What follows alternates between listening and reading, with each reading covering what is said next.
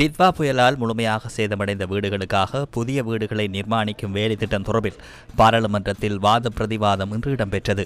ஜனாதிபதி அனுரகுமார் திசாநாயக்க அவர்கள் அனுராதபுரத்திலே rebuild Sri Lanka housing initiative என்பதை ஆரம்பித்திருக்கிறார். நல்ல விஷயம். ஆனால் அந்த வீடமைப்பு, வீட்டுரிமை, காணியுரிமை என்பதை பொறுத்தவரையிலே இலங்கையில் மிகவும் பின்தங்கிய மக்களாக இருக்கக்கூடிய அந்த 2 உரிமைகளிலே கூடிய மலைய மக்களுக்குரிய இடம் எங்கே என்று அந்த இடத்திலே சபையில் இருந்து கொண்டு அந்த நண்பர் சகோதரர் அனுரகுமார் திசாநாயக்கவிடம் கேள்வி எழுப்ப விரும்புகிறேன்.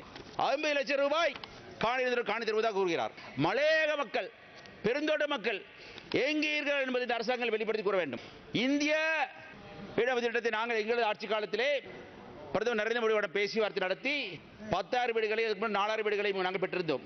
இன்று பாருங்கள், அந்த 10,000 வீடுகள் இருந்து அந்த வீடு திட்டத்தில் உள்ள உதவித்தொகை பெற்று மலைய மக்கள் தருவதாக இன்று ஒரு பேச்சு அடிபடுகிறது. அதில் எடுக்கல மாட்ட ஒரு காலம்.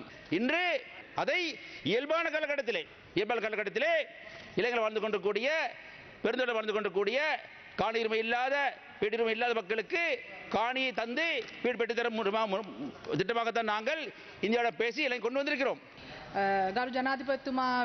கௌரவ ஜனாதிபதியால் முழு நாட்டிற்கும் பொதுவான அனர்த்த நிவாரணங்கள் முன்மொழியப்பட்டன. அனைத்து மக்களுக்காகவும் அறிவிக்கப்பட்ட ஒன்று. அதில் எவ்வித வேறுபாடும் இல்லை. மலையக மக்களை வேறாக்கி ஒரு விடயத்தை அவர் அறிவிக்கவில்லை.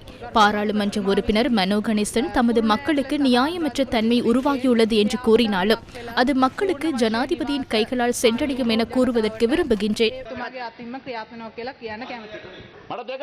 எனக்கும் அதுவே தேவை. வேறுபாட்டினை காட்ட வேண்டாம். எம்மை 2ஆம் 3ஆம் பிரஜைகளாக கவனிக்க வேண்டாம். அனைவருக்கும் 50 லட்சம் வழங்கினால் அதனை எமக்கும் வழங்குங்கள். நன்றி பாராளுமன்ற உறுப்பினரே. எவ்வித வேறுபாடும் இல்லை. உங்கள் பிரதேச மக்களுக்கும் கட்டாயம் நிவாரணங்கள் கிடைக்கும். அதன் முதற்கட்டமாகவே இன்று அந்த நிகழ்வு இடம்பெறுகின்றது.